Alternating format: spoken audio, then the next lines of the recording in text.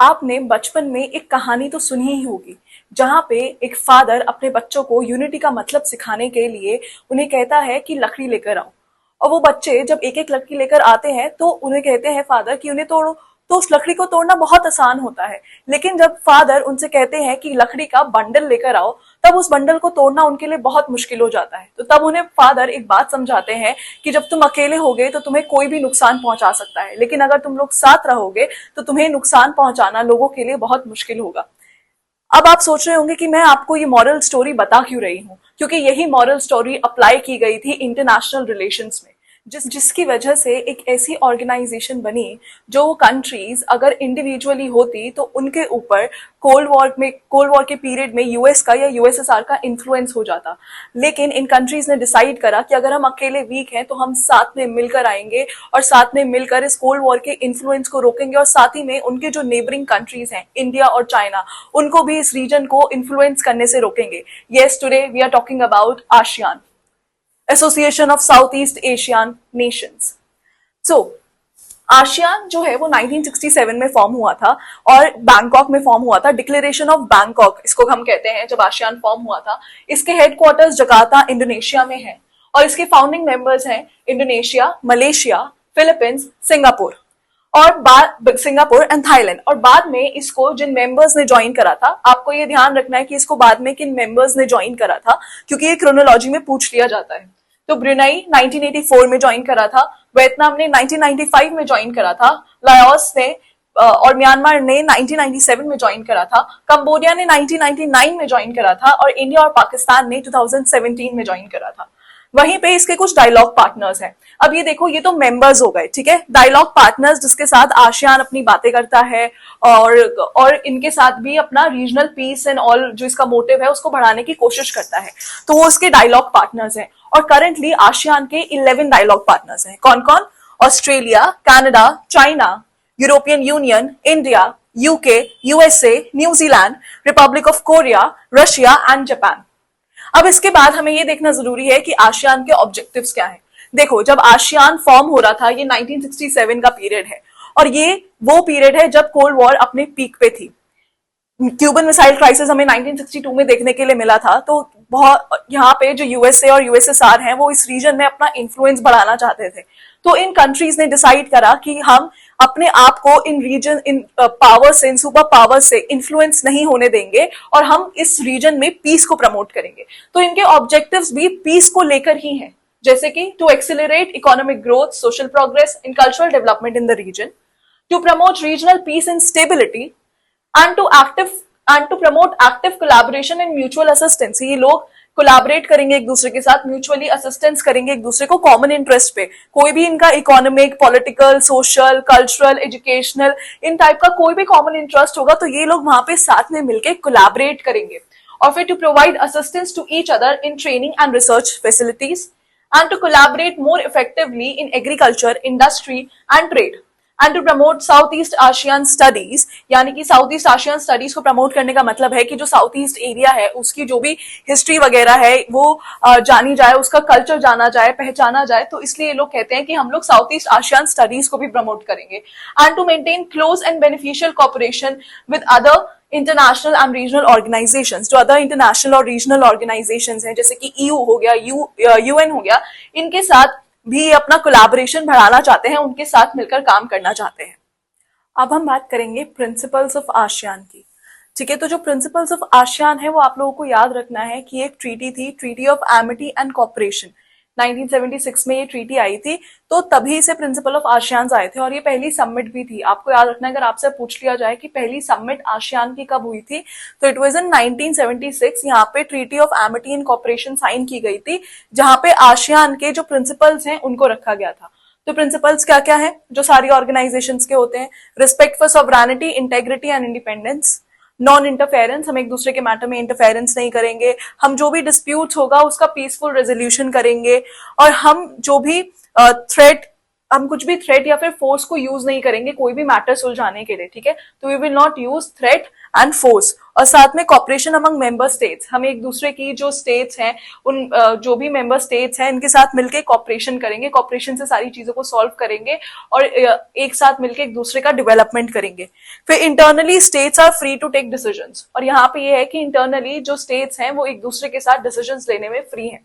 अब ये तो बेसिक चीजें हो गई कि प्रिंसिपल्स, ऑब्जेक्टिव्स, लेकिन हमें जो इस आसियान के चैप्टर से पढ़ना है और जो बहुत ज्यादा इंपॉर्टेंट है, जो पूछा जाता है, एक तो हमने पढ़ा कि जो उसके मेंबर्स हैं, फाउंडिंग मेंबर्स प्लस उसके डायलॉग मेंबर्स, साथ ही में हमको पढ़ने हैं कि कुछ मेजर अग्रीमेंट्स हुए हैं इन मेंबर कंट्रीज के बीच में, यानी कि आसियान के अंदर ही कुछ मेजर अग्रीमेंट्स हुए हैं जिनको हमें पढ़ना है, उनकी डेट्स हमको याद रखनी है। ठीक है, तो सबसे पहले होता है 1971 में zone of peace, freedom and neutrality. यहाँ पे आसियान डिक्लेयर कर देता है zone of peace, freedom and neutrality को, कि ये जो आसियान है वो एक जोन है पीस, फ्रीडम, न्यूट्रलिटी का।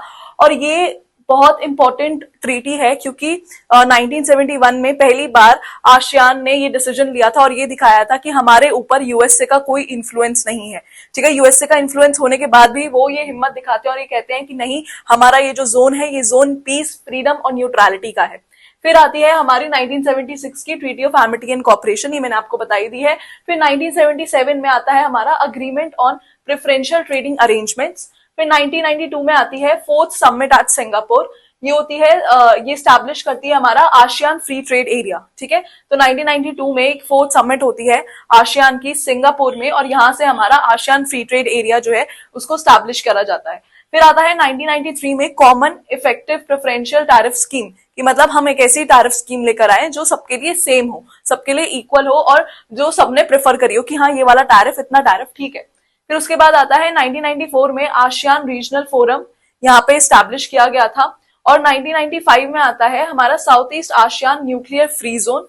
और 2002 में आती है हमारी, यहाँ पे देखो 1995 में इन्होंने न्यूक्लियर फ्री जोन को स्टैब्लिश करा था। ठीक है, फिर आती है 2000 में cooperation to combat international terrorism was signed by USA and ASEAN. फिर ये कुछ बहुत इंपॉर्टेंट ईयर्स हो जाते हैं। यहाँ पे 2008 में आसियान का चार्टर आता है, फाइनली 2008 में आसियान का चार्टर आता है। 2009 में जो आसियान की जो पॉलिटिकल और सिक्योरिटी कम्युनिटी है वो बनाई जाती है, और 2009 में ही आसियान का ह्यूमन राइट्स कमीशन भी बनाया जाता है। और फिर 2009 में ही सोशो कल्चरल कम्युनिटी बनाई जाती है आसियान की। और फिर 2015 में ही एक इकोनॉमिक कम्युनिटी बनाई जाती है आसियान की। और यहाँ पे इनको 2015 में ही दिसंबर में इनको डिक्लेयर कर दिया जाता है कि ये जो हमारी पॉलिटिकल सिक्योरिटी कम्युनिटी थी और सोशो कल्चरल कम्युनिटी और इकोनॉमिक कम्युनिटी, इनको एक 3 पिलर्स या 3 कम्युनिटीज आसियान का डिक्लेयर कर दिया जाता है, क्योंकि आसियान के चार्टर में थी कि आसियान जो है वो ऐसी कुछ कम्युनिटीज बनाएगा। अब देखो, ये तो थी हमारी आसियान के बारे में, हमने सारा जितना हमें पढ़ना था वो हमने पढ़ लिया। आसियान के कुछ लिमिटेशंस भी हैं कि ये जो मेंबर कंट्रीज है उनमें आपस में ही बहुत ज्यादा झगड़े हैं, और जैसे इंडोनेशिया और मलेशिया के बीच में झगड़े हैं, तो बॉर्डर्स वगैरह को भी लेके इनमें थोड़े से झगड़े हैं। तो इसलिए यहाँ पे जो काम है वो थोड़ा बहुत स्लो स्लो होता है, क्योंकि आपने देखा होगा जैसे कि ये जो आसियान का चार्टर है वो 2008 में आया। ठीक है, तो चीजों को स्टैब्लिश करने में यहाँ पे बहुत टाइम लग जाता है, बट हम इसको ये नहीं कह सकते कि ये बहुत ही खराब ऑर्गेनाइजेशन है। इनफैक्ट इसने काफी अच्छे काम करे हैं इस ऑर्गेनाइजेशन ने as compare to SAARC. SAARC बिल्कुल एक डेड ऑर्गेनाइजेशन है, लेकिन आसियान अभी तक टिकी हुई है अपने जो भी कॉन्फ्लिक्ट्स हैं उनके होने के बाद भी। इसके बाद हम पढ़ेंगे इंडिया और आसियान का क्या रिलेशन रहे हैं। अब आप लोगों को एक चीज ध्यान रखनी है कि मैंने पीछे बताया था कि जो इंडिया और चाइना है उन्होंने 2017 में ज्वाइन करा था, वो 2017 में उन्होंने ज्वाइन नहीं करा था, वो एससीओ के लिए है। एससीओ में इंडिया और चाइना ने 2017 में अस्ताना समिट में ज्वाइन करा था एससीओ को। ओके, नाउ नेक्स्ट है हमारा इंडिया और आसियान के रिलेशंस। देखो, इंडिया और आसियान के जो रिलेशंस है ना वो अभी के नहीं है, वो बहुत पुराने हैं, एंशिएंट टाइम से चलते हुए आ रहे हैं इंडिया और आसियान के रिलेशंस। और ये कहना बिल्कुल गलत होगा कि लुक ईस्ट पॉलिसी के बाद ही जो इंडिया और आसियान के रिलेशंस हैं वो काफी ज्यादा बेटर हुए हैं। उससे पहले भी इंडिया और आसियान के रिलेशंस चल रहे थे, इनफैक्ट इंडिपेंडेंस के बाद और इंडिपेंडेंस से पहले भी। देखो, इंडिपेंडेंस से पहले जो हमारे कांग्रेस थी, उन्होंने ये जो सारी आसियान की कंट्रीज हैं इनके लिए एक फॉरेन डिपार्टमेंट सेटल किया था, ताकि ये लोग साथ मिलकर अपनी जो इंडिपेंडेंस है उसकी मांग रख सके। 1936 में इन्होंने ये फॉरेन डिपार्टमेंट सेटअप किया था। और इंडिया को जब इंडिपेंडेंस मिली थी तो जो नेहरू हैं उन्होंने जो इंडोनेशिया है ना उसकी इंडिपेंडेंस के लिए यूएन में जाके आवाज उठाई थी। उन्होंने बोला था कि जो इंडोनेशिया पे जो यूएस इन्फ्लुएंस कर रहा है या फिर वो वहां पे जाके कॉलोनाइजेशन कर रहा है, वो खतरा सिर्फ इंडोनेशिया के लिए नहीं है बल्कि पूरे एशिया के रीजन के लिए है। इसलिए हमें जो इंडोनेशिया है उसकी इंडिपेंडेंस को सपोर्ट करना चाहिए। और यही इंडिया का ये आर्ग्यूमेंट मानकर जो यूएन है उन्होंने इंडोनेशिया को इंडिपेंडेंस दिलाई थी। और उसके साथ साथ जब इंडिपेंडेंस के बाद जो नेहरू हैं तो वो बहुत ज्यादा हमें पता ही है कि हम लोग बहुत ज्यादा इंपीरियलिज्म के अगेंस्ट थे और हम ये चाहते थे कि जो जितनी भी कंट्रीज कॉलोनाइज्ड हैं वो फ्री हो जाए, तो हम सबको फ्री कराने की कोशिश कर रहे थे। तो नेहरू का बहुत बड़ा हाथ था और नेहरू काफी ज्यादा एंगेज रहते थे कि ये जो कंट्रीज हैं इनको फ्री हो जाए, ये जो कंट्रीज हैं इनको फ्रीडम मिल जाए। तो वो हम वैसे भी पढ़ेंगे, जब हम इंडिया की लुक ईस्ट पॉलिसी के बारे में पढ़ेंगे तब हम समझेंगे कि इंडिया का इस एरिया में क्या रोल रहा है। मेजर रोल, हाँ हम ये कह सकते हैं कि जो मेजर रोल है वो हमारा इंडिया की जो लुक ईस्ट पॉलिसी है उसके बाद आना शुरू हुआ। हमारा आसियान के साथ मेजर रोल इंडिया की लुक ईस्ट पॉलिसी के बाद आना शुरू हुआ, क्योंकि उससे पहले इंडिया की जो इकोनॉमी थी वो क्लोज्ड इकोनॉमी भी थी और साथ ही में जो आसियान कंट्रीज है उनपे यूएसए का इन्फ्लुएंस था। तो इंडिया को ये डर था कि अगर इंडिया आसियान कंट्रीज को ज्वाइन कर लेगा तो कहीं ना कहीं इनडायरेक्टली इसका मतलब ये ना हो जाए कि वो यूएसए के साथ ज्वाइन कर रहा है। और साथ ही में इंडिया 1971 में ट्रीटी ऑफ फ्रेंडशिप साइन कर चुका था यूएसएसआर के साथ। तो आसियान को उस टाइम पे जब आसियान पे यूएसए का इन्फ्लुएंस था तो उस टाइम पे आसियान को ज्वाइन करके इंडिया यूएसएसआर को भी अपसेट नहीं करना चाहता था। ठीक है, तो जब इंडिया एलपीजी रिफॉर्म्स लेकर आया तो इंडिया को ये दिखाई दिया कि जो वेस्टर्न कंट्रीज हैं वो ऑलरेडी मैन्युफैक्चर्ड गुड्स बेचती हैं। ठीक है, तो हम वहां पे हमेशा क्योंकि हमारे यहाँ से रॉ मटेरियल जाता है तो हम हमेशा उनके साथ ट्रेड डेफिसिट में ही रहेंगे। हम कभी भी उनके साथ ट्रेड प्रॉफिट में नहीं जा पाएंगे क्योंकि वो मैन्युफैक्चर्ड गुड्स बेच रही हैं। तो इसलिए हमें ऐसी कंट्रीज ढूंढने की जरूरत थी जहां पे हमारा ट्रेड प्रॉफिट में हो। और वो कौन सी कंट्रीज थी? वो आसियान कंट्रीज थी। इसलिए हमारी इंडिया की लुक ईस्ट पॉलिसी आती है 1990s में, जिसको हम 1991 भी कहते हैं। ठीक है, और फिर हमारे इंडिया और आसियान के डेवलपमेंट्स होने शुरू होते हैं। ठीक है, इंडिया जो है वो सेक्टोरल पार्टनर बनता है आसियान का 1992 में, और डायलॉग पार्टनर बनता है 1996 में, समिट लेवल पार्टनर बनता है 2002 में, स्ट्रेटेजिक लेवल पार्टनर बनता है 2012 में, और कॉम्प्रिहेंसिव स्ट्रेटेजिक पार्टनर बनता है 2002 में। फिर इंडिया और आसियान दोनों साथ में मिलकर एक फ्री ट्रेड एरिया साइन करते हैं जो कि 2009 में होता है और ये इफेक्ट में 2010 में आता है। अब अगर आपके एग्जाम में आपसे ये पूछा जाए कि जो इंडिया और आसियान का फ्री ट्रेड एरिया है वो कब आया, तो आपको आंसर 2010 करना है। अगर वहां पे 2009 है तो 2009 करना है, अगर वहां पे ऑप्शन में 2010 है तो वो 10 करना है, और अगर 9 और 10 दोनों है तो 10 करना है क्योंकि it came in effect in 2010। Okay, फिर आता है इंडिया और आसियान का ट्रेड इन सर्विस अग्रीमेंट। देखो ये फ्री ट्रेड एरिया है और ये ट्रेड इन सर्विस अग्रीमेंट है और इन्वेस्टमेंट अग्रीमेंट है। इसको साइन किया गया था 2014 में। फिर उसके बाद ये तो हो गए कि हमारे आसियान के साथ क्या रिलेशंस हैं, और कुछ ऐसे ना आपसे पूछ लिया जाता है कि जो आसियान की जो कंट्रीज है, मेंबर कंट्रीज है, उनके साथ हमारे कौन से प्रोजेक्ट्स चल रहे हैं। तो उनमें से कुछ जो मेजर प्रोजेक्ट्स हमेशा एग्जाम में पूछ लिए जाते हैं वो है, सबसे पहला है India Myanmar Thailand trilateral highway, जो कि अनाउंस किया गया था 2002 में और इसका कंस्ट्रक्शन शुरू हुआ था 2012 में। मैं आपको ये दोनों डेट्स इसलिए दे रही हूँ कि इन दोनों डेट्स में से कोई सी भी डेट्स आ जाए तो आपको पता रहे कि 2002 में ये अनाउंस किया गया था और इसकी जो कंस्ट्रक्शन है वो 2012 में हुई थी। तो ये दोनों ही डेट सही होंगी अगर ये ऑप्शन में दे रखी होंगी। अगर 2002 नहीं होगा तो 2012 सही होगा, 2012 नहीं होगा तो 2002 सही होगा। इसी तरीके से जो Kaladan multi modal transit project है ये फॉर्मुलाइज किया गया था, इंडिया और म्यांमार के बीच का ये प्रोजेक्ट है, ये फॉर्मुलाइज किया गया था 2008 में और इसका कंस्ट्रक्शन 2010 में शुरू हुआ था। फिर आता है रही टिडिम रोड प्रोजेक्ट, ये अनाउंस किया गया था 2010 में बिटवीन इंडिया एंड म्यांमार और ये इसका कंस्ट्रक्शन शुरू हुआ था 2014 और 15 में। फिर जो 17th आसियान समिट थी 2020 की, उसको को चेयर करा था इंडिया ने। अब हमें ये समझने की जरूरत है कि जो इंडिया और आसियान के रिलेशंस हैं वहां पे ड्रॉबैक कहाँ पे आता है। एक तो इंडिया और आसियान के रिलेशंस में ड्रॉबैक इंडिया और पाकिस्तान के रिलेशंस की वजह से भी आता है। 1980s में जो इंडोनेशिया है जिसको हमने फ्रीडम दिलवाने में मदद करी थी, इंडिपेंडेंस दिलवाने में मदद करी थी, वो पाकिस्तान की साइड था। तो पाकिस्तान की साइड की होने की वजह से जो इंडोनेशिया है उसने ये तक कह दिया था कि जो अंडमान और निकोबार आइलैंड्स है वो इंडोनेशिया का पार्ट है, और इंडिया को धमकी दी गई थी कि जो इंडिया है वो ये वाले जो आइसलैंड्स हैं वहां पे ना जाए क्योंकि वरना इंडोनेशिया इंडिया पे अटैक कर देगा। ठीक है, उसके अलावा यहाँ पे चाइना का इन्फ्लुएंस बहुत ज्यादा है, और चाइना का इन्फ्लुएंस बहुत ज्यादा इसलिए है क्योंकि देखो चाइना इकोनॉमिकली खुद डेवलप हो चुका है, ठीक है। तो अब चाइना के पास बहुत सारा पैसा है जो वो बाहर इन्वेस्ट कर सकता है, तो वो यहाँ पे जो प्रोजेक्ट्स है वो ज्यादा जल्दी डेवलप करवा सकता है। वेयर आज इंडिया की यही कमी है कि जो इंडिया है वो यहाँ पे प्रोजेक्ट्स को जल्दी से पूरा नहीं करवा पाता है।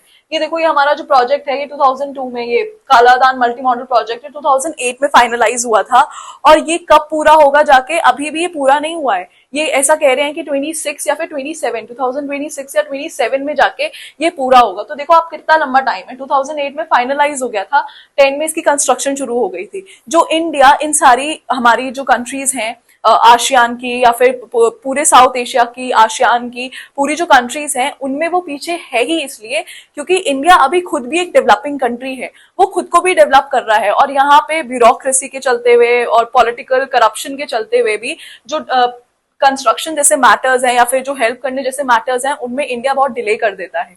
तो इसी वजह से इंडिया और आसियान के रिलेशंस यहाँ पे इस पॉइंट पे आके हिंडर होते हैं। वैसे इंडिया और आसियान के रिलेशंस बहुत अच्छे हैं, हम इनके डायलॉग पार्टनर है, कॉम्प्रिहेंसिव स्ट्रैटेजिक पार्टनर है, इनके साथ हमारा फ्री ट्रेड एरिया है, सब कुछ है। और हम लुक वेस्ट पॉलिसी की तरफ, एक्ट ईस्ट पॉलिसी की तरफ जो हमने करा है, जो एक्ट ईस्ट पॉलिसी है उससे हमने और आगे कॉपरेशन बढ़ा दिया। हम सिर्फ आसियान की तरफ नहीं देख रहे हैं बल्कि हम और ऑर्गेनाइजेशंस या फिर इसके आगे भी पैसिफिक की तरफ देख रहे हैं, इंडो पैसिफिक की तरफ भी देख रहे हैं, जो वो वाली कंट्रीज है पैसिफिक साइड वाली, फिजी वगैरह, पापुआ न्यू गिनिया, ये सारी जो कंट्रीज हैं हम इनकी तरफ भी देख रहे हैं। और साथ ही में इनकी मदद के थ्रू हम अपनी एक्ट ईस्ट पॉलिसी की मदद के थ्रू हम हमारा जो नॉर्थ ईस्ट वाला रीजन है हम उसको भी डेवलप कर रहे हैं। इसके बारे में हम बात करेंगे जब मैं आपके लिए इंडियन फॉरेन पॉलिसी लेकर आऊंगी, उसमें हम look east, act east, look west, इन सारी ये जो पॉलिसीज हैं इनके बारे में बात करेंगे, ठीक है।